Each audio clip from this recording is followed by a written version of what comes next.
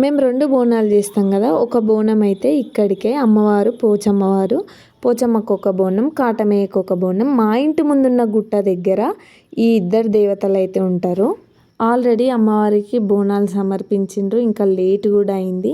నేనైతే డైరెక్ట్ కాటమయ్య బోనం ఎత్తుకొని పైకి వెళ్ళిపోయినా. ఇప్పుడు దర్శనం చేసుకుందామని కిందికి వచ్చిన. నాతో పాటు మీరు కూడా దర్శించుకోండి. ఇంకా నాకు తెలిసిన వాళ్ళు వచ్చిర్రు, వాళ్ళతోనైతే మాట్లాడుతున్నా నేను. వాళ్ళ పాప నాకు ప్రసాదం కూడా ఇచ్చింది. నెక్స్ట్ నేను ఎత్తుకున్న బోనం ఎక్కడ సమర్పించినో ఆ టెంపుల్ అదంతా నేను చూపిస్తా. వచ్చేసేయండి నాతో పాటే. మేము కంఠమహేశ్వర స్వామికి బోనం చేస్తాం, అంటే కాటమయ్య. మళ్ళీ ఆ దేవుడు ఎవరో అనుకోకండి, శివుడే, మేము ఎట్లా పిలుచుకుంటాం. ఇంకా ఈ బోనాలు అయితే గౌడ్స్ మాత్రమే చేస్తారు. పోచమ్మ, ఎల్లమ్మ, మైసమ్మలకి ఎవరైనా చేయొచ్చు. కాటమయ్యకి మాత్రం గౌడ్స్ మాత్రమే చేస్తారు.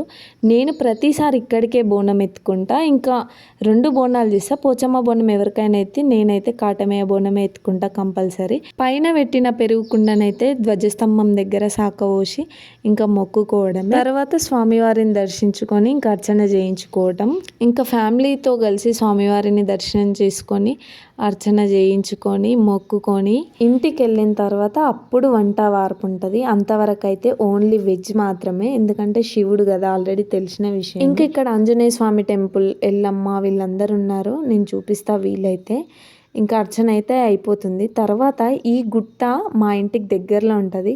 మీకు కనిపిస్తుందో లేదో కానీ ఇక్కడ నుంచి చూస్తే మా ఇల్లు కూడా కనిపిస్తుంది.